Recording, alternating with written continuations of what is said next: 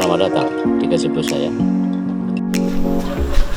Assalamualaikum warahmatullahi wabarakatuh. Selamat bahagia, salam sejahtera, shalom, om swastiastu. Jumpa lagi dengan saya Nurhidayat Sahardini. Kita hari ini kedatangan tamu yang istimewa. Susah sekali kalau kita bisa cari waktu. Saya sapa saja Dr. Muhammad Arifin Tohar. Ya, panggil Tohar aja. Panggil Tohar atau panggil Pak Dokter ya. Iya. Ya. Sehat Pak Dokter? Alhamdulillah. Dokter harus sehat ya. Ada Mas Enhai sehat juga. Alhamdulillah. Dokter ada juga yang sakit ya? Oh, yang harus menghadap yang kuasa banyak. Oh begitu ya. Artinya tantangannya memang pada saat ini memang luar biasa. Luar biasa ya. Dokter di Semarang misalnya banyak yang terpapar juga. Banyak. Banyak. Ada paling tidak 30%. 30%? Ya. Tapi kalau yang sampai parah ya lebih sedikit. Tetapi yang terpapar itu hampir 30% terpapar. Oh gitu. Agak serius rupanya. Serius. Jadi itu se-Semarang atau unit rumah sakit atau apa? Kalau di unit rumah sakit itu malah tinggi persentasenya, kita tidak ada datanya tapi tinggi. Iya, karena kan langsung bersentuhan langsung dengan pasien. Ya. Kadang-kadang ada yang jujur, yang terus terang, ada yang tidak, hanya untuk menutupi gitu ya. Sebelum ke sana, saya ingin tanya dulu ya sama Pak Dokter. Masa kecil dulu di mana Pak Dokter? Saya masa kecil itu di desa, Mas. Di mana itu? Di Kulon Progo sana. Di Jogja. SD di desa sana, SD, SMP. Tapi sebetulnya cita-cita saya itu SMP sudah mau hijrah ke Jogja, ke SMP 5 Jogja. Tapi ibu saya mengatakan jangan dulu lah, kamu nggak usah hijrah ke kota dulu, kamu selesaikan SMP di desa. Baru SMA saya pindah ke SMA 2 Jogja. Tempatnya Pak Anies Baswedan. Di sekitar kampus ya. Condong Catur bukan ya? Di HWS Cokroaminoto. Termasuk kota. Termasuk kota. Habis itu sampai SMA. Sampai SMA. Kemudian SMA Qadarullah mendaftar UGM dan terima. Tapi terimanya di Undip. Di Undip. Ya, dan itu yang kemudian itulah. Menentukan arah jalan hidup. Semuanya harus disyukuri lah. Harus disyukuri dan selalu ada hikmah. Ada hikmah. Karena nyatanya juga Pak Dokter, orang-orang dulu yang disangka IP-nya kurang, termasuk senior kita Prof. Muhammad Nur, dia cerita bahwa IP-nya tidak memenuhi, itu malah kemudian jadi orang luar biasa, Prof. Luar biasa, orang brilian begitu. Prof. Sacito Rarjo, itu sempat ditolak karena IP-nya kurang. Dari dosen. Masya Allah. Padahal itu legenda Undip kan? Legenda, sangat legenda. Ya, dalam pemikiran ilmu hukum terutama, karena pendekatan beliau tidak hanya hukum normatif. Bukan hanya di Undip, saya pikir di Indonesia. Itu dia. Dan di Kasana Keilmuan Hukum di internasional di Belanda, saya pernah berkenalan dengan satu bule, lalu menyebut Prof. Sacito Rarjo. Rasanya saya senang sekali. Dan memang betul, hukum progresif beliau itu yang sangat genuine ya, tidak ada, belum ada duanya lah. Dan Undip waktu itu kan memang dikenal, Prof. Dikenal sebagai ada dua madhab aliran hukum, sebutlah begitu. Prof. Barda dan Prof. Muladi itu adalah sebagai hukum pidananya gitu ya. Lalu di seberang agak ke sana itu adalah Prof. Sacito Rarjo, hukum progresif. Ya, tapi kita tidak mendiskusikan soal itu. Tadi habis itu dari SMA, kemudian SMA ke Undip, terus selesai Undip, saya ketemu senior saya yang di kedokteran ya waktu itu kan kita dari desa, tidak ada modal, tidak ada apa, tetapi beliau Prof. Zainal saya tahu itu memanggil saya setelah selesai sekolah, kamu harus melanjutkan kuliah. Saya bilang, Prof, saya ini tidak ada modal, orang tua sudah cukup untuk menyekolahkan saya sampai dokter. Terus beliau bilang begini, yang namanya sekolah itu kan tidak harus dengan biaya sendiri, ada beasiswa yang bisa diraih. Kemudian beliau mengarahkan, beliau ceritakan bagaimana beliau mendapatkan beasiswa. Semua kedutaan itu didatengin, cari ada peluang beasiswa atau enggak. Saya juga pernah dengar itu beliau. Akhirnya saya kerjakan sama apa yang beliau sampaikan. Rutenya saya aplikasi untuk beasiswa ke Belanda, ke Austria. Dua ini sebetulnya diterima. Tetapi ada senior saya di bagian yang bilang, kelihatannya kamu tidak pas untuk belajar antropologi dan waktu itu neuroimaging atau tentang radiologi pada sistem saraf itu. Tapi tidak saya berangkat ke Austria sama ke Belanda karena menurut dia tidak pas. Kemudian saya aplikasi ke Mombuso ya. Mombuso seperti Dokter Zainal juga ya. Mombuso tahap pertama saya masih gundul seperti ini karena cita-cita saya selesai lulus dokter itu nadarnya salah satunya gundul gitu kan.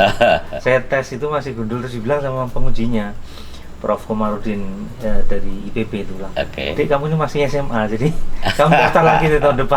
Waduh, ini halaman tidak keterima. Jadi tahun pertama saya tidak terima, tahun 98. Selepas senat kalau saya waktu itu. Iya. Terus habis itu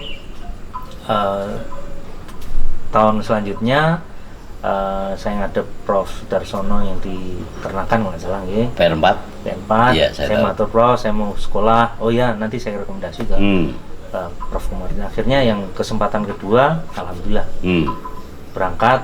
Tahun berapa itu? Saya berangkat tahun 2001. Dari 2001 berangkat, kemudian nah itu juga senior saya itu pesan juga ke saya bahwa kalau kamu belajar tentang kedokteran di Jepang itu jangan cepat-cepat pulang, karena banyak teknologi yang kamu bisa pelajari, banyak keterampilan yang kamu bisa pelajari, banyak culture yang kamu bisa pelajari. Itu dia. Akhirnya kalau rata-rata beasiswa itu kan bisa ditempuh sebenarnya dalam waktu 3 tahun. Saya diminta untuk research student itu 1,5 tahun full, harus research student tahun pertama. Tahapan pertama. Kemudian tahap kedua itu jadi totalnya itu ada 5,5 tahun yang harus saya ambil semua. Nah, tetapi hikmahnya ya banyak hal baru yang di Indonesia ini masih orang belum banyak mengerjakan, orang yang belum banyak mengetahui tentang itu, yang saya akhirnya bisa mengerjakan itu. Itu studi yang akhirnya Pak Dokter menetapkan ahli saraf sudah ditetapkan pada waktu itu? Belum. Jadi begini, waktu saya mencari beasiswa itu ada senior saya juga yang menawari saya untuk sekolah membantu untuk bedah jantung di Australia. Itu beliaunya appreciate saya sama beliau karena beliau datang sendiri ke tempat saya ngantor di bagian anatomi itu. Beliau datang, ayo Dek, kamu ikut saya belajar tentang perfusionis atau tentang penata laksanaan bedah jantung. Itu salah satu inspirasi saya juga. Jadi ada 2 hal, satu itu kemudian bedah jantung, dan ada bedah saraf. Tentu saya mengalir aja, saya cari profesor mana, saya kirimi email profesor untuk letter acceptance itu. Ya alhamdulillah, yang ternyata yang dapat itu yang bedah saraf. Saya matur ke senior saya, Prof, waktu itu belum profesor, dokter, ini saya dapat rekomendasi untuk belajar di sini. Oh ya, senang lah. Di Hiroshima langsung. Oh enggak, pertama saya itu rencananya di Shinshu, di Nagano. Ya, di Nagano, tetapi karena profesornya mau pensiun, akhirnya beliau minta izin untuk saya dipindah ke Hiroshima. Dan tidak gampang ya memperoleh penguji pembimbing di Jepang ya. Lumayan. Iya. Saya dengar kisah juga banyak yang begitu ya. Jadi waktu itu saya ditanya sama penguji penguji dari beasiswanya itu ditanya, kalau kedokteran kamu belajar di Jepang, toh kesempatan untuk kamu clinical value itu kecil. Kenapa kamu masih berniat ke sana? Nantinya pasti kamu kan tidak akan mendapatkan apa-apa. Tapi saya contohkan bahwa ternyata kawan-kawan kita di Jepang itu juga tidak pingin kita tertinggal terus. Artinya mereka ada transfer knowledge. Teman-teman dari Jepang sering datang ke kita ngajarin bagaimana melakukan operasi yang baik, kemudian melakukan penata laksanaan pada penyakit-penyakit tertentu yang belum pernah dikerjakan di Indonesia itu kita diajari betul. Itu akhirnya saya sampaikan bahwa keniscayaan untuk kita bisa transfer knowledge dengan negara maju. Pak Dokter, kalau urusan dunia saraf itu apakah Jepang yang terbaik? Begini, Jepang itu salah satu negara yang dia itu sangat strict untuk masalah kesehatan setelah Amerika. Oke. Jadi bahkan ada yang lebih strict daripada FDA. Ada obat-obat yang FDA atau ada teknik-teknik yang FDA itu approve, tapi di Jepang tidak di-approve. Oke. Itu banyak hal seperti itu. Artinya apa? Jepang ini sangat menjunjung tinggi nilai kemanusiaan atau sangat menjunjung tinggi penerapan teknologi kedokteran itu pada rakyat mereka. Karena rakyat mereka kan kecil. Iya, sedikit. Kemudian kalau misalnya ada sesuatu itu akan terekspos dengan gampang dan akan jadi persoalan di dalam negeri mereka ya. Makanya belajar ke Jepang itu salah satunya ya kita belajar high teknologi lah. Dan memang itu enggak salah alamat akhirnya ya. Alhamdulillah enggak salah alamat. Selama studi di Jepang itu memang akhirnya didapat ya. Selain culture, bagaimana kita bisa belajar etos kerja dengan orang Jepang kan. Betul. Salah satunya yang saya pelajari adalah metode pembedahan dengan cara pasien itu tetap sadar. Oh, gimana itu Pak Dokter? Jadi selama ini kan kalau misalnya ada tumor-tumor di daerah yang itu dekat dengan fungsi bahasa misalnya, atau tumor-tumor yang dekat dengan fungsi motorik tangan kita misalnya. Ini kan tidak boleh kalau kita ambil tumor tangannya jadi rusak, tangannya tidak bisa digerakkan, omongannya tidak jadi keluar, itu kan tidak boleh. Artinya ya kita harus bagaimana melakukan operasi, pasien itu kita ajak komunikasi selama operasi, kita bisa mengambil tumor dengan aman. Sambil ngobrol, sambil dibedah. Itu salah satu yang saya pelajari tadi. Coba digambarkan Pak Dokter, gimana itu orang awam nggak ngebayang dah. Gimana itu? Jadi tekniknya itu nanti pasien itu kita ajak komunikasi, terus terang itu tergantung dari kesiapan pasien. Pasien siap untuk tidak kita ajak bekerja sama untuk menghasilkan hasil operasi yang dia bisa tumornya diangkat, tetapi fungsi-fungsi penting dari dia tidak terganggu. Nah, terus kalau pasien siap, kemudian persiapan gitu, kita masuk kamar operasi. Nah, di kamar operasi itu nanti pasien ditidurkan sebentar, ditidurkan. Setelah tidur, kemudian kita buka kulitnya. Nggak terasa sakit, semuanya tidak ada. Kulit di mana Dokter? Di kepala. Seluruhnya? Tidak, hanya sebagian. Di bagian tertentu. Bagian tertentu boleh dibuka. Sesuai dengan di apa yang ada masalah. Ya, yang ada tumornya misalnya. Misalnya di mana Pak Dokter? Yang kita ini kan right handed ya. Kita itu orang-orang yang selalu menggunakan tangan kanan. Biasanya tumor yang di sebelah kiri. Karena otak yang kiri itu berhubungan dengan yang sebelah kanan. Dan terbaliknya. Yang terbalik. Jadi kalau misalnya tumor sebelah kiri itu, ya kita buka yang di sebelah kiri sebagian aja kita buka. Selubang apa, Dokter? Kalau lubangnya ya paling enggak hampir 10 cm lah. Oh ya, termasuk besar ya? Besar. Tekniknya besar karena kita harus mendapatkan lapangan yang baik. Ya. Kemudian setelah itu tanpa rasa sakit pasiennya, karena sebelumnya dibius dulu. Ada teknik bius lokal tapi di tertentunya ya. Ada bius yang khusus untuk teknik itu. Tetapi ini membutuhkan keberanian, membutuhkan teknik dari semua yang sudah pasti tingkat akurasi, karena itu menyangkut otak.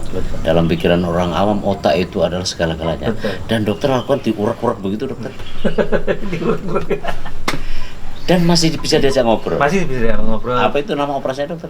Itu namanya awake surgery atau craniotomy dengan pasien sadar. Dan itu ditemukan di Jepang dulu. Sebetulnya di dunia ini sudah umum gitu orang mengerjakan. Tetapi teknik ini kan teknik yang artinya membutuhkan koordinasi banyak hal, penguasaan teknologi banyak hal. Ini yang belum banyak dikerjakan. Pertama saya mengerjakan itu waktu saya adaptasi di Surabaya, saya kerjakan di sana. Itu saya masih mendatangkan orang asing untuk mengoperasikan orang. Tapi kalau kita yang kita kerjakan di rumah sakit kita, rumah sakit rujukan utama di Jawa Tengah ini, itu sudah kita sendiri. Karyadi. Sudah ada semua. Sudah semua kita kerjakan sendiri. Tidak hanya perlengkapannya, sarana prasaranya sudah. Dan orangnya juga. Termasuk supporting unitnya. Iya. Dokter sudah punya tim itu ya? Sudah. Dan sering lakukan juga dokter sekarang ini. Sudah. Jadi salah satu tugas kita sebagai dosen kan, kita kan juga harus melakukan penelitian, kemudian pendidikan dan pengabdian. Nah, apa yang kita kerjakan tentunya harus kita jadikan legasi, harus kita tulis.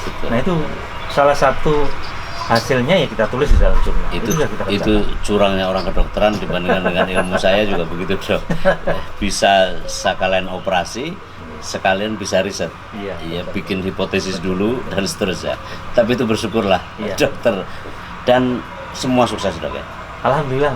Berapa kepala kira-kira, Prof, yang sudah pernah ditangani soal itu? Waduh, banyak. Udah banyak. Kalau saya sebut 100, ya sekitar itu. Lebih lah. Oh, lebih, luar biasa.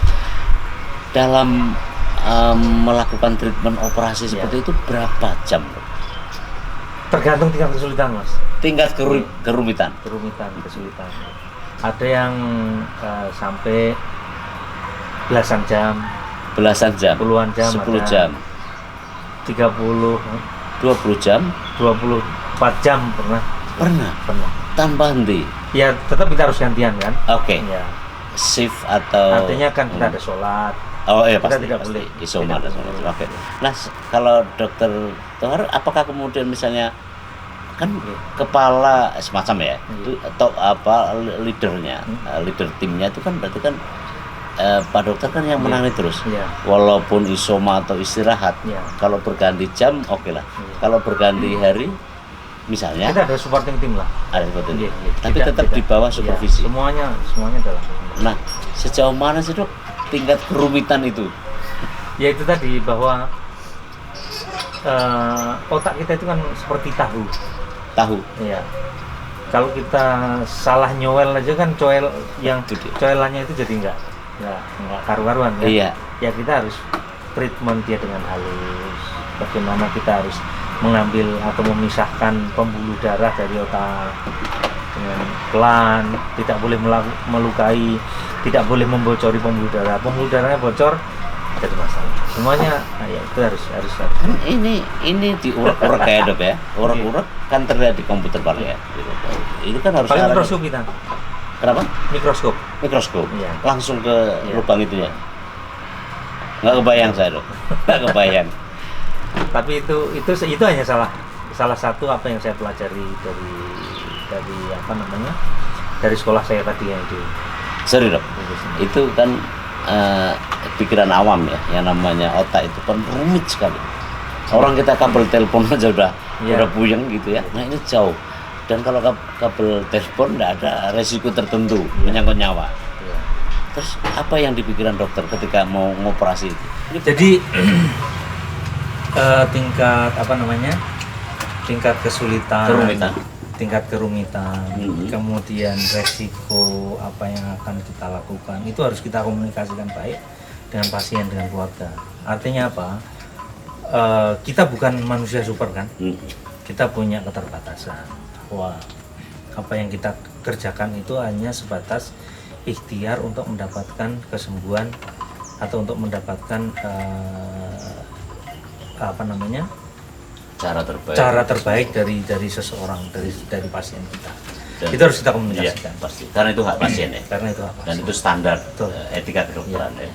Karena keselamatan pasien itu kan nomor satu. Nah, kita komunikasikan, kemudian kita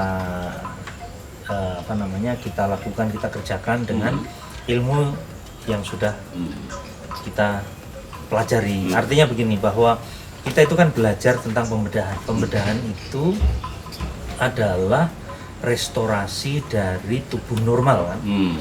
Jadi kita mengembalikan anatomi normal. Normalisasi. Ya, normalisasi dari anatomi.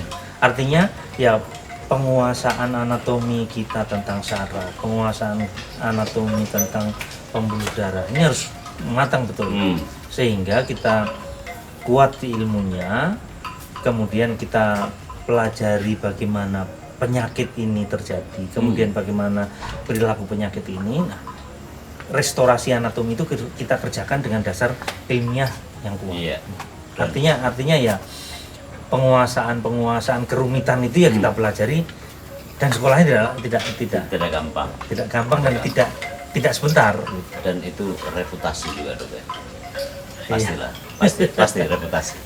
Iya kan, jam terbang. Betul. Jam terbang itu sangat mempengaruhi. Jam terbang sangat. Kalau di Jepang itu semua diajarkan dan dokter sudah praktekkan ini semua. Apa yang kira-kira dok pertama di awal-awal pasti ada. Di awal-awal pasti ada. Ada hal yang pasti tidak yakin dan seterusnya. Di awal-awal itu sempat juga kita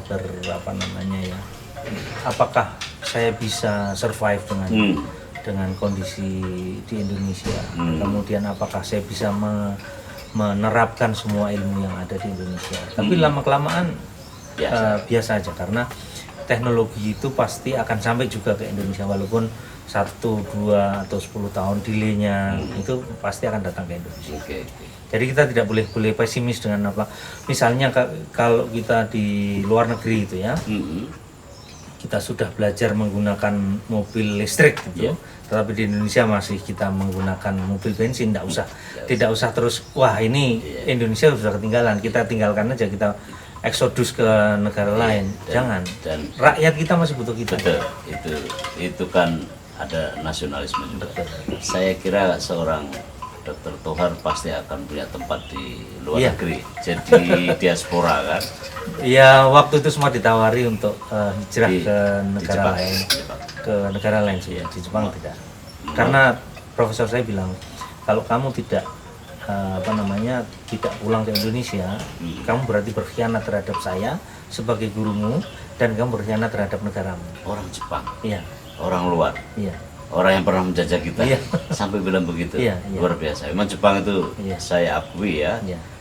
Patriotisme memang sangat kuat, jiwa Bushido gitu ya itu. Nah dokter, habis dari Jepang langsung ya mengajar kembali di Jepang.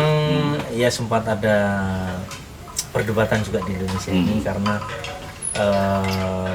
kan di kedokteran itu ada namanya kolegium. Ya, kolegium itu yang menentukan atau yang harus mengatur tentang pendidikan kedokteran ini. Nah, saya sempat pulang ke Indonesia itu sempat ada perdebatan. Tahun berapa itu? 2007. Sempat ada perdebatan. Ini bagaimana nasib si Tohar ini? Apakah di-cut aja ndak usah jadi bedah saraf, ataukah dilanjutkan pendidikannya, adaptasinya di Indonesia? Senior saya yang dari UI kencang bahwa ini harus dilanjutkan, ini aset bangsa, kan? Tapi banyak hal yang beliau dalam tanda kutip ceramahkan kepada saya, apa yang harus yang harus saya kuasai, harus saya selondoi di Indonesia itu seperti apa, itu beliau sangat banyak masukan. Relasi dengan begitu banyak orang, antara senior dan junior, antara orang yang disebut pendatang baru dengan orang yang sudah mapan sebelumnya, itu belum gengsi antar universitas, antar teknologi, penguasaan teknologi, waduh luar biasa. Hampir saya itu patah. Tapi yang kemudian meyakinkan dokter untuk kembali ke jalan yang benar, salah satunya ada lulusan dari Jepang juga, namanya Prof. Satya Negara. Prof. Satya Negara itu dokter kepresidenan zaman Pak Harto itu. Waktu saya ada acara, kemudian ketemu beliau, kamu harus lanjut. Itu setelah PhD?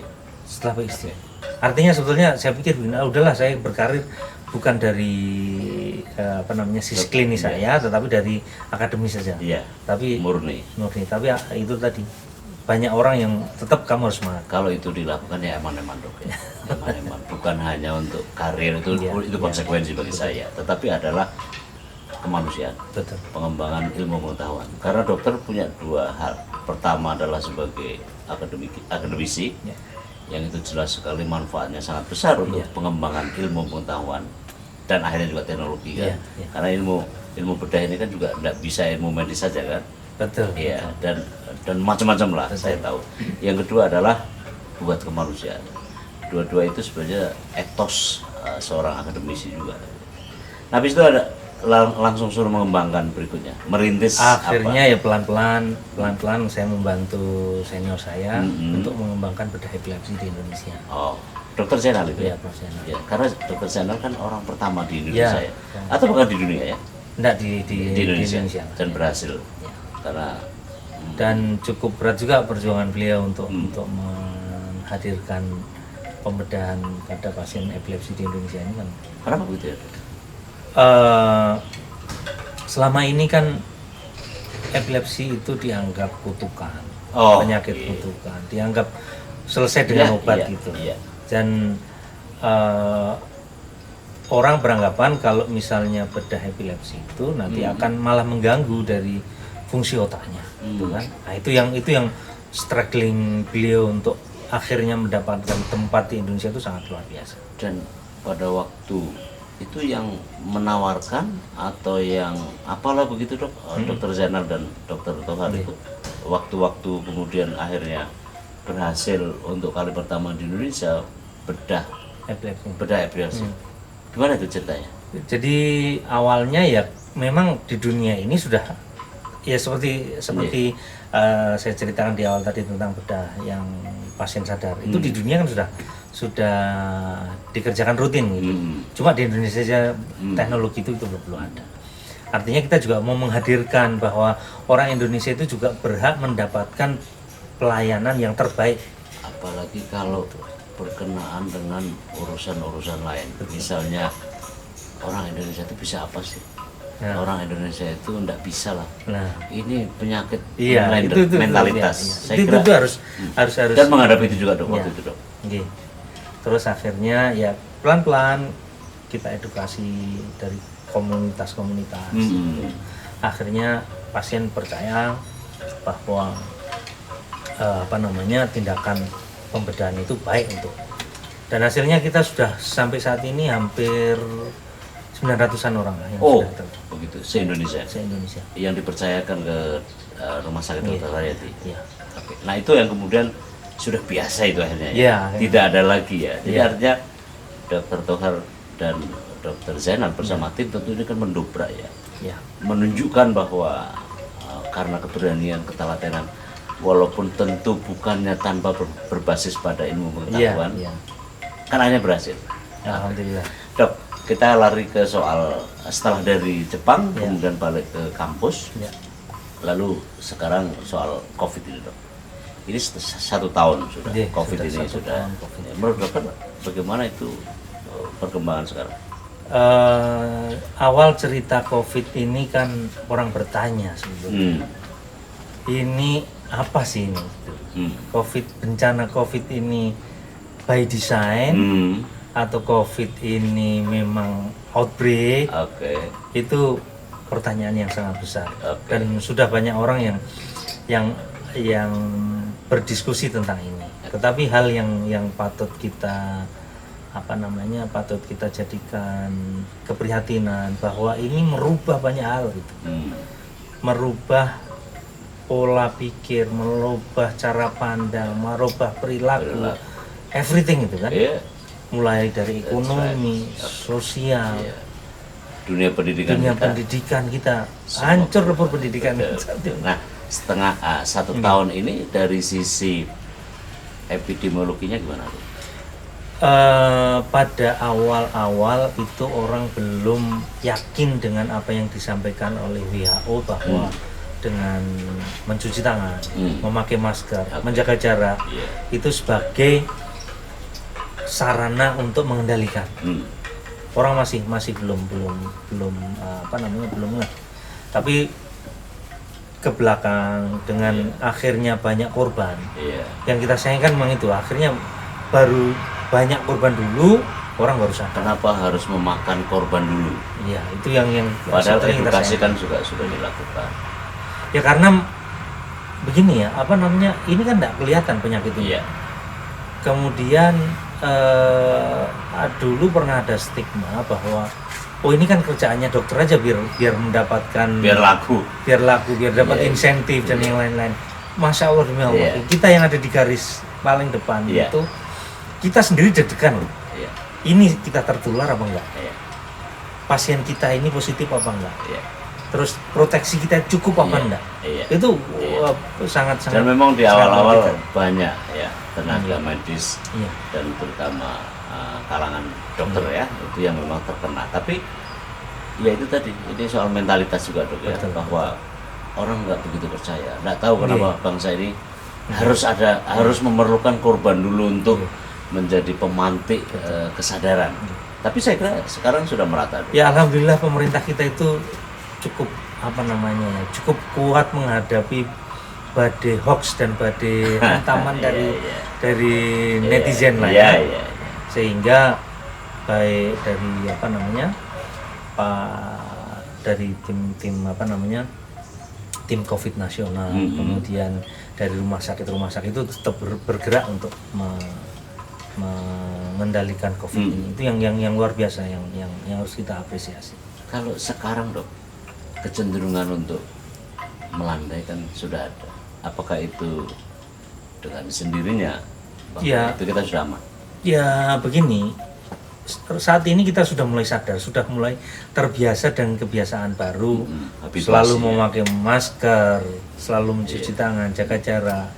Bahkan kan sering kalau misalnya kita mau jajan aja, ramai sekali, nggak jadi masuk gitu kan. Kita mau masuk restoran, kok ramai sekali, nggak masuk. Itu kan sudah suatu perilaku yang baik.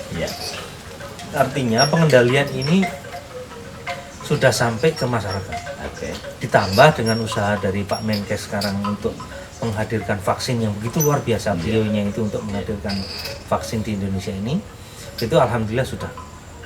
Di satu sisi herd immunity itu pelan-pelan kita dapat, perilaku masyarakat juga baik. Cuma ya masih ada hal yang patut kita prihatinkan, di mana mobilitas orang ini kan orang Indonesia itu mangan kumpul lah, itu ya. Jadi orang Jakarta nggak ada kerjaan, balik ke desa, balik kampung, pingin kumpul sama keluarga. Nggak makan nggak apa-apa, di rumah pokoknya yang penting kumpul gitu. Tapi di Jakarta dia sudah membawa ini yang tanpa disadari bahwa di tubuhnya sudah terhinggap virus yang tidak kelihatan tadi itu ya. Iya. Dia tidak ada gejala tetapi dia mengidap atau membawa virus, balik ke kampung bapak ibunya rentan terhadap penularan ini. Kalau dengan vaksin itu sebagian orang mengatakan bahwa itu bukan obat, karena vaksin juga bukan obat lah memang. Tetapi sejauh mana ya yang kemudian bisa meyakinkan kepada publik bahwa itu perlu? Kenapa vaksin itu perlu? Jadi vaksin itu bukan obat dan bukan untuk mengatasi secara langsung dari pandemi ini, bukan ya. Jadi tujuannya vaksin itu adalah membuat semua orang itu terinfeksi tetapi tidak bergejala. Jadi kalau semua orang ini sudah terinfeksi dengan bergejala, kalau ada virus masuk, yang mau diinfeksi ini tidak ada, karena semuanya sudah kebal. Sehingga pelan-pelan si virus ini tidak akan lagi menjangkiti atau tidak bisa tertular di dalam komunitas yang disebut dengan herd immunity. Imunitas komunal atau imunitas kelompok. Kelompoknya ya Indonesia. Nah kalau misalnya Indonesia ini sudah orang-orangnya imun, si virus ini kan tidak bisa ngapa-ngapain, tidak bisa menginfeksi. Akhirnya pelan-pelan dia akan lemah hingga mati. Tetapi ya, orang yang divaksin itu kan tujuannya untuk membuat dia itu terpapar dari virus tetapi tidak bergejala. Artinya ya dia tetap harus menjaga 3M tadi, menggunakan masker, menjaga jarak. Dan yang penting bahwa kalau kita sudah divaksin itu bukan berarti kita terus tidak bisa terinfeksi kan? Masih mungkin kita terinfeksi. Banyak hal atau banyak teman-teman yang sudah terinfeksi, sudah vaksin tetapi dengan gejala itu masih kena juga. Tetapi itu bukan pesimisitas yang harus kita bangun.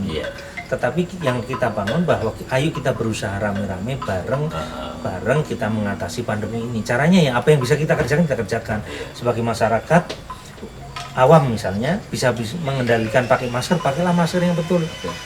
Mencuci tangan yang betul. Kendati itu sudah divaksin misalnya, tetap kan standar protokol tetap. Artinya ya kalau makan ya jangan terus asal gitu. Ketemu teman, saya sudah vaksin lah makan, jangan. Dan itu fatal. Nah, lalu kenapa harus 2 kali ya, Dok? Seseorang kalau itu kan secara medis. Jadi untuk mendapatkan titer tertentu, jumlah tertentu, sehingga dia kebal terhadap atau kalau dia mendapat infeksi itu tidak begitu berbahaya, itu membutuhkan waktu. Jadi ada satu shoot itu untuk mendapatkan titer atau hanya titernya itu sampai seberapa level gitu. Nah terus harus di booster lagi biar sampai level yang optimal. Tetapi kan ada jenisnya, ada yang 1 kali shoot, ada dua shoot. Misalnya kalau pernyataan dari pemerintah itu maupun Dirjen WHO termasuk Direktur Eropa, saya baca di The Guardian, itu bahwa kita akan mungkin mencapai titik optimum tadi setelah seluruh populasi paling kurang 80%. Lalu kira-kira di akhir 22 ya kalau nggak salah ya, September Oktober baru akan dunia akan mendapati manfaat yang paling besar dengan catatan bahwa seluruhnya sudah tervaksin semua. Problemnya kan juga banyak ya, tentu karena ini kan soal menyangkut anggaran ya. Nah, apakah Dok, kan kita dengar juga bahwa ada jenis baru. Iya. Bagaimana itu? Virus ini ternyata dia bermutasi. Bermutasi, dia mendapatkan lingkungan baru, kemudian bermutasi. Nah, yang mutasi-mutasi ini yang perlu banyak yang harus diungkap oleh peneliti. Dengan vaksin ini cukup atau tidak? Apakah harus di booster dengan misalnya vaksin yang ketiga atau yang keempat, itu yang kita masih menunggu untuk itu. Cuma satu hal juga, kekhawatiran kita bahwa masih ada banyak orang yang tidak percaya vaksin. Itu repot itu. Itu kan sama aja orang melihat bahwa ini adalah teori konspirasi.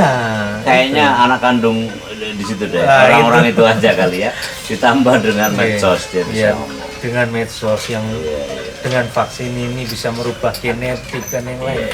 Wah, itu sangat bahaya. Bahwa ini adalah bagian dari penginderaan melalui sel chip. Ada chip yang dimasukkan ke tubuh. Nanti kalau misalnya menghancurkan Indonesia gampang karena semua sudah sekali pencet semua gitu ya. Nah, itu juga ada di urusan ini ya, Dok ya, vaksin ya. Iya. Banyak orang yang sudah mendapatkan jatahnya untuk vaksin tidak datang ya karena salah satunya termakan hoax itu. Apalagi banyak orang yang. Tapi begini, orang-orang seperti itu artinya kan dia tidak ada sense of crisis terhadap teman-temannya, terhadap komunitas itu. Sebagai bagian dari masyarakat dunia, sebagai bagian dari umat manusia. Kalau mereka ada solusi lah, solusinya bukan menentang ini, tapi mereka ada solusi. Loh, aku tidak mau pakai vaksin, tetapi saya punya solusi ini. Tapi tampaknya tidak mungkin, Dok, karena jalur dan motivasinya berbeda. Kalau itu nggak usah diurus yang begitu. Yang penting selamatkan yang masih mau bener gitu loh. Dok, kalau diperkirakan misalnya ya ada yang memperkirakan 22, ada yang memperkirakan 4 tahun lagi sampai 5 tahun Pak. sampai 5 tahun gitu ya. Tentu kan ini kalau begini terus ada kesempatan orang bergerak ekonomi, anggaran bisa di-set, lalu juga dunia riset dihidupkan kembali khususnya bagi negeri kita kan. Apa sih kesulitan dok ya? Kita kok belum bisa secara mandiri, padahal kita kan punya BUMN di bidang medis kan juga banyak. Apa masalahnya dok? Selalu bahwa teknologi di kedokteran ini tidak bisa semuanya itu langsung gratis kita kuasai, itu tidak. Seperti teknologi bagaimana kita melakukan jadi mengurutkan asam basanya tubuh kita, sama saja kita mengurutkan. Sebetulnya virus COVID ini ya, itu urutan asam basanya seperti apa itu kan tidak semua orang bisa mengerjakan, hanya lab-lab tertentu di Indonesia. Sehingga keterbatasan itu dan keterbatasan anggaran itu membuat riset ini tidak begitu maju di Indonesia. Jadi hanya lab-lab tertentu, misalnya Eijkman, kemudian Surabaya, Pusat Tropis Surabaya, kemudian UGM, terus di kita itu masih awal lah untuk mengerjakan itu.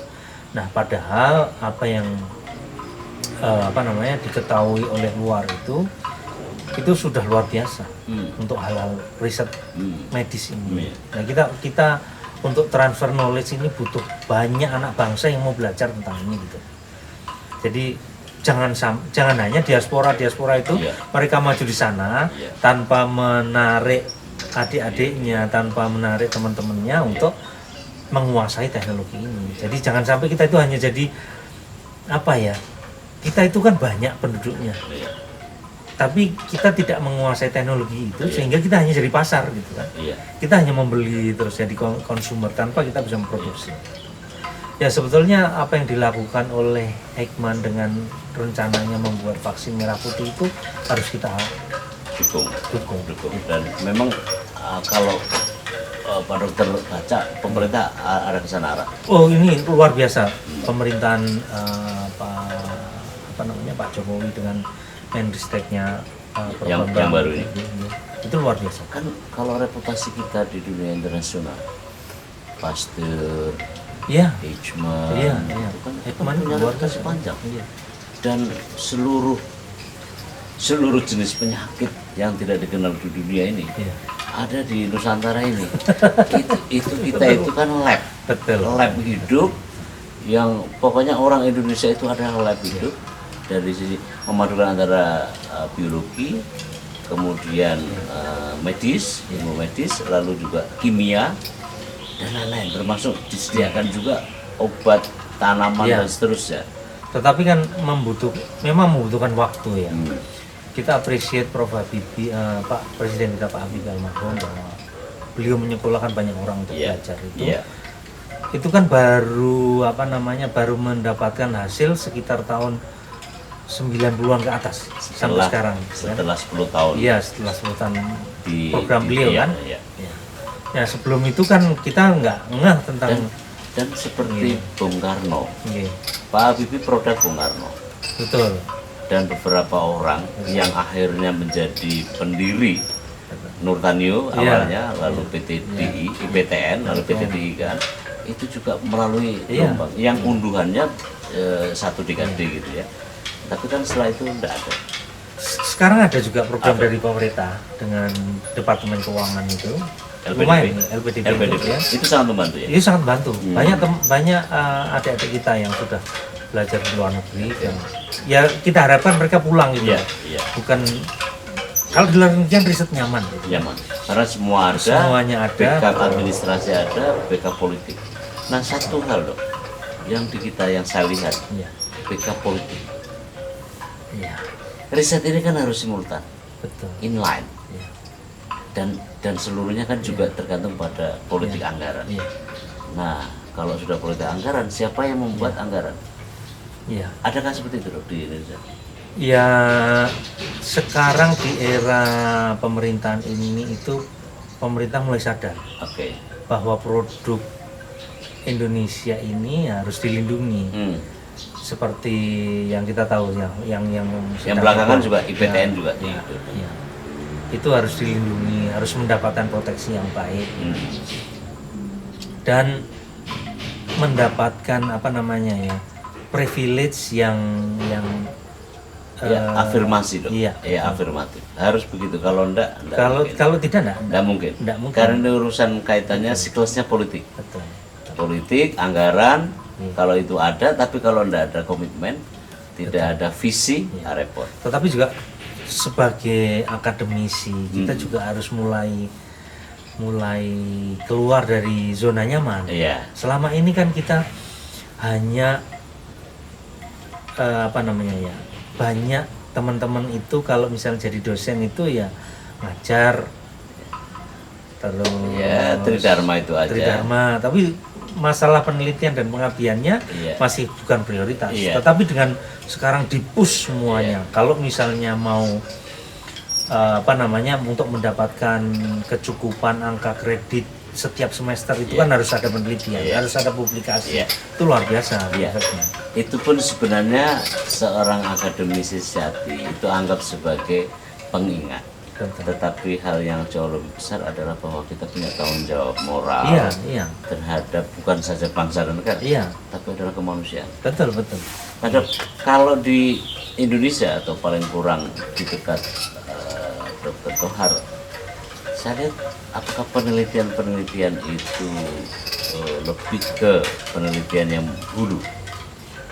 Karena kan begini, orang yang mau bertahan di lab yang tidak populer, berhari-hari, berjam-jam orang membedah kepala itu aja kan tidak semua orang, bukan hanya karena apa. Kalau nggak muncul rasa kemanusiaan, dedikasi yang tinggi terhadap ilmu pengetahuan, kemanusiaan tidak mungkin. Ya, gimana dok? Penelitian itu kan tetap saja harus mulai dari hulu sampai ke hilir. Nah, penelitian ke hulu itu salah satunya ya karena ketidakpopulerannya itu kan. Penelitian di laboratorium itu tidak populer. Tapi kalau penelitian di laboratorium ini tidak dikerjakan, itu penelitian lanjutannya juga pasti tidak ada. Artinya ya memang begini, kita harus ada sinergi. Kalau teman-teman itu yang bisa mendapatkan keuntungan dari apa yang sudah diriset itu, jangan lupakan adik-adik kita atau teman-teman kita yang ada di laboratorium. Jadi sebisa mungkin kalau misalnya ada hibah itu ya hibahnya ayo kita ikutkan, kita share dengan teman-teman. Artinya apakah itu share tentang tulisan atau share tentang pendanaan, itu sangat membantu sekali gitu. Atau sekedar sebagai tenaga lapangan. Betul. Karena transfer of knowledge dan lebih penting juga dari itu adalah transfer of experience. Itu juga menentukan. Itu motivasi. Jadi memang harusnya itu jabatan fungsional sebagai peneliti juga harus lebih ditinggikan. Karena tidak mungkin bangsa ini juga akan maju tanpa penelitian. Eropa itu kan ilmu-ilmu yang kita kira tidak populer. Tetapi yang penting juga teman-teman yang sudah terbiasa meneliti, teman-teman yang sudah terbiasa mendapatkan hibah misalnya, itu jangan bosan-bosannya untuk mengedukasi teman-temannya yang belum terpanggil untuk itu. Narik gerbong. Kalau tidak ditarik gerbongnya itu, ya nanti akhirnya hanya ada mercusuar yang akhirnya tidak merata gitu kan. Artinya kalau Anda itu punya kebaikan, ya tularkan kebaikan itu kepada orang lain. Kalau Anda punya virus untuk meneliti, ya tularkan virus meneliti itu kepada teman-teman Anda. Karena kalau Anda sendiri, oke lah Anda hebat, tetapi Anda tidak menciptakan suasana yang sehebat Anda, itu tidak banyak manfaatnya. Jadi artinya masuk surga bareng-bareng. Masuk surga bareng-bareng. Betul. Nanti malah di sana tidak ada teman, repot lagi. Nah ini dok, apa kira-kira ya dok untuk riset atau bidang apa yang masih memungkinkan dari sisi peta antara hulu, hilir dan segala macam di bidang kedokteran yang peluangnya besar. Tadi kan dokter sudah memilih dengan sangat tepat ilmu bedah saraf gitu ya. Tapi kan pasti ada lain. Sebetulnya masih terbuka lebar. Kita itu di Indonesia itu punya potensi alam yang bisa digali dan dimanfaatkan untuk kemaslahatan. Ya, produk jamu, produk produk herbal. Ini kan kita luar biasa kekayaan alam kita. Dan orang kalau dipikir orang luar mereka mendapatkan obat, mendapatkan itu semuanya zat kimia. Zat kimia itu dari mana? Dari alam. Sintesis. Awalnya dari kita mendapatkan zat dari alam, kita sintesis dari alam, kemudian mereka produksi. Tapi kan kita punya kekayaan alam kita luar biasa. Terus yang kedua, jangan cepat puas diri. Yang ketiga, jangan cepat glorifikasi. Gitu. Paham? Gitu. Jadi kalau misalnya kita menemukan sesuatu, kalau glorifikasi dan seterusnya itu masih lebih bagus, bro. Masih lebih bisa kita maafkan. Kalau instan, itulah itu yang akhirnya memang ada beberapa hal yang jadi catatan kita. Banyak riset itu yang baru mau masuk tapi sudah kepotong dengan itu tadi. Kita ingin cepat. Itu yang tidak boleh. Kalau ilmu eksak termasuk di dalamnya adalah ilmu kedokteran ya dok. Itu kan begitu banyak misteri yang belum tersibak. Betul. Kalau dalam tradisi agama itu kan ya kita celupin jari kita di laut. Nah yang tersisa dari yang setelah menetes itu kan misteri ilmu pengetahuan. Kan itu nakalnya ilmu eksak loh, dibandingkan ilmu sosial. Apalagi kemudian dengan membedah otak. Lalu ini COVID, itu kan lapangan misteri yang luar biasa. Di ilmu sosial sendiri memang begitu banyak jurnal. Ya memang kita tidak memulai ya, tidak merintis ya. Tetapi sekarang kan pendekatannya multidisiplin. Karena ilmu kedokteran tidak semata. Karena kan tadi berkelindan dengan aspek lain. Diam-diam kita harus mempelajari antropologi. Diam-diam kita harus mempelajari budaya. Budaya kan. Lalu kemudian diam-diam ini hukum, hukum eksak itu juga tidak bisa gitu. Karena ini sering Prof. Eko almarhum itu kan cerita bahwa kenapa itu teknik sipil itu tidak laku itu toilet, ya kan? Nah, ada hotel begitu bagus, rupanya dia tidak bisa dalam satu forum begitu ya. Rupanya apa? Karena menghadapnya itu toilet ke kiblat. Sedangkan orang Islam kebanyakan Muslim ya masih peduli, bukan masih peduli, itu keyakinan ya. Jawabannya kan tidak di medis semata. Jawabannya juga tidak di sipil semata. Tapi jawabannya ada di kebiasaan masyarakat, budaya, ya antropologi itu. Nah gitu. Adakah misalnya dok ya dalam saya kembali ke soal COVID, arahnya bakal kemana ini dok? Dalam situasi begini akan lenyapkah? Dan saat bersamaan kemudian kita akan selesai. Banyak teori ya, banyak teori tentang akhir dari COVID ini seperti apa. Apakah teori yang mengatakan bahwa kita pasti akan ada pada satu tatanan baru, tatanan baru berinteraksi sosial, new normal order. New normal order. Tetapi apakah kita mau balik seperti sedia kala, itu juga. Tapi rasanya enggak sepenuhnya. Enggak sepenuhnya bisa jadi balik seperti tapi sedia kala. Pada akhirnya kita juga sudah akrab dengan. Kita sudah terbiasa kan. Teradaptif terhadap semuanya. Semua orang mau keluar mau kemana pasti ada masker. Gitu kan? Kalau nggak ada masker itu kayak kita keluar ada sesuatu yang hilang. Iya, ada sesuatu yang hilang. Kita keluar kok belum pakai baju bagus misalnya, itu kan sama kita nggak ada masker ini gitu. Kalau begitu dok, di suatu waktu kita harus memutuskan misalnya apakah tatap muka dalam mengajar itu dimungkinkan. Artinya begini ya, pendidikan ini tidak boleh kalah dengan COVID. Kita harus berjuang bagaimana transfer knowledge, kemudian pengayaan tentang keilmuan ini terus berlanjut. Karena manusia itu kalau dia tidak belajar, dia tidak menguasai hal-hal yang baru, selesai hidupnya kan. Karena mereka harus berproses terus.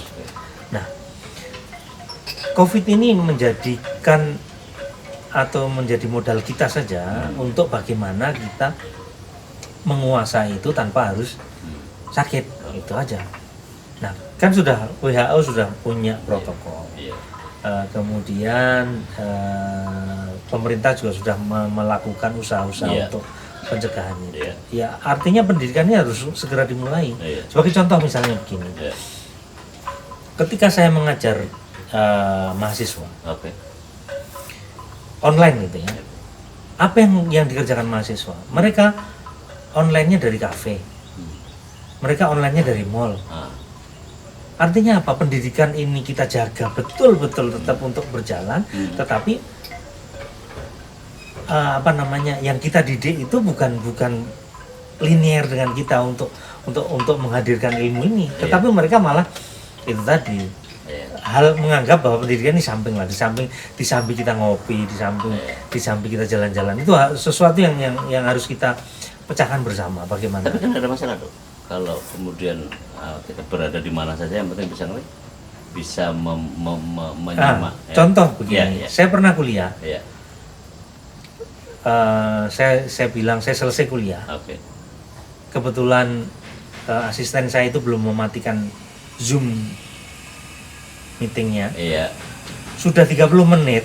Saya selesai. Saya kebetulan ada aktivitas lain, terus saya balik ke Zoom. Kok belum dimatikan, Dek? Oh ya, lupa. Itu saya lihat masih ada setengah mahasiswa yang hadir di situ. Ya. Artinya apa? Artinya mereka pasang hanya sekedar. Makanya teman-teman di dosen ini sekarang punya kebiasaan kalau mau mengajar on kan semua video, tidak boleh pakai background. Apalagi kalau misalnya kita di kedokteran ya, itu kan kita sangat prihatin. Kita harus transfer knowledge. Bagaimana saya memeriksa seorang pasien, itu caranya bagaimana itu, walaupun secara online kita kerjakan. Tetapi kalau misalnya mereka di mall, mereka di kafe, tentunya kan kebisingannya lain. Itu harus ada terobosan. Orang seperti itu atau mahasiswa seperti itu atau siapapun seperti itu, dalam dirinya tidak merasa memerlukan. Itu dia ya kan, itu berarti motivasi. Saya kira mahal sekali pendidikan kita kalau hanya mengurusi gitu ya. Dan sayang betul. Dan itu saya kira kalau saya dengar laporan dari teman-teman universitas lain juga begitu. Gampang ki. Padahal ini kan satu mahasiswa ditanggung berapa juta, kalau 7 juta lah ya oleh negara kan, kalau PTN kan. Padahal itu saya kira itu harus ada motivasi. Makanya saya salah satu yang mendukung untuk segera di offline kan. Jadi saya ada pembelajaran di Fakultas Kedokteran ini, pembelajaran tentang ilmu anatomi. Mereka harus pegang yang namanya pembuluh darah, jantung itu kayak apa, itu kan harus dipegang betul. Rasanya gini. Jadi nanti kalau saya mau nyuntik saya suntik apa, saya mau memasukkan jarum, itu jarum di mana, itu kan mereka harus tahu betul. Hanya bisa diomongkan oleh dosennya, lalu harus ditunjukkan. Tetapi aturan pemerintah kan masih belum memungkinkan mereka untuk tatap muka. Kalau sekarang sudah dimungkinkan dok? Masih secara pandemiologi, epidemiologi juga. Sebetulnya kan kita sudah dari teman-teman di Fakultas Kedokteran itu, kita berusaha untuk menghadirkan sesuatu pembelajaran dengan protokol yang sangat ketat. Itu sudah kita siapkan. Tetapi memang aturan belum memungkinkan ya. Mau bagaimana? Aturan itu kan kalau tidak bisa dimengerti kan susah. Tapi kan kebutuhan untuk bisa, saya bisa pahami dok ya. Ilmu eksak dan ilmu sosial misalnya agak beda. walaupun tidak seluruhnya harus dibedakan. Kalau orang suruh menunjukkan bagaimana cara menyuntik, Iya. kan nggak bisa diomongkan, Betul. harus dipraktekkan. Harus dipraktekkan. Harus ya. dipraktekkan. Iya. Itu baru satu hal. Iya. Kalau serumit tadi saraf, Iya. loh, kan nggak bisa digambar juga. Betul. Tidak Cuma akan- digambar kan satu dimensi. Iya, Hanya satu dua dimensi sisi lah, yang satu bisa sisi dilihat. gitu. Padahal kan Nah, saraf ini, terus Iya. kemudian di baliknya itu ada Oke. apa di bawahnya, di atasnya. belum juga. misalnya karena Iya. perubahan fisiologis, Betul, betul. lalu kemudian dibalik, loh, kok tidak merah yang saya. Ya artinya memang kita harus pelan-pelan mengedukasi. Tapi dok, sejarah dok, di 4 tahun usia belajar, ini sudah terpotong 1 tahun. Betul. Kalau anatomi misalnya, Iya. iya kan, anatomi bisa diberikan Dua di semester berapa? Di Semester 2, 3 lah. Nah, kalau pas 1 semester kemarin, ini satu ini, kan Ini lewat. sudah lewat, Sudah lewat. 1 tahun. Bagaimana dia bisa mengulangi Nanti tetap ada kebijakan tertentu lah dari untuk pimpinan mengikuti ya? untuk Saya kira harus dok ya, Harus. karena apa? Saya khawatir kalau core bisnis dari dokter kan terlanjur di lambangan Iya. menyuntik gitu loh. Dan satu hal begini loh, nanti siapa yang akan menghadapi COVID ini? dia. Kalau misalnya Itu dia. mahasiswa Fakultas Kedokteran ini tidak Iya. segera Iya. dia beradaptasi dengan Oke. COVID ini, Oke. gitu loh. Saya ada cerita juga dari Iya. matematika, dari perikanan. Iya. Untuk menunjukkan bagaimana penyakit ikan tidak bisa diomongkan. Ya mungkin Ini harus lihat. ada sekolah vokasi di SMP SMA juga begitu. Pak, kami khawatir siswa Iya. selulusnya memang dari sisi waktu lulus, tapi menunjukkan skrup itu posisinya di mana juga nggak bisa. Skrup itu mau dipasang di mana? Nggak bisa. Jenis skrup, Jenis skrup. ukuran skrup Betul. dan segala macam itu baru hal yang paling sepele. Apalagi serumit saraf, saya tidak bisa membayangkan, dan memang Iya. lebih baik menurut saya harus dibuka saja dengan catatan. Dengan catatan itu tadi Iya. kita harus protokolnya betul-betul. Betul, saya tahu. Apalagi menyangkut harus kontak ya. Iya. Oke. Dokter, terima kasih Iya. atas kehadirannya dan saya senang sekali. Sobat, kita akhiri diskusi ini dan Dokter Muhammad Thohar Arifin itu sudah menunjukkan pada kita betapa rumitnya ilmu kedokteran, terutama di bagian-bagian saraf yang tidak semua orang paham, sedangkan tidak semua orang juga mau melakukannya, dan dokter sudah menunjukkan yang luar biasa buat kita. Mudah-mudahan ada manfaatnya buat saudara. Terima kasih. Assalamualaikum warahmatullahi wabarakatuh. Waalaikumsalam.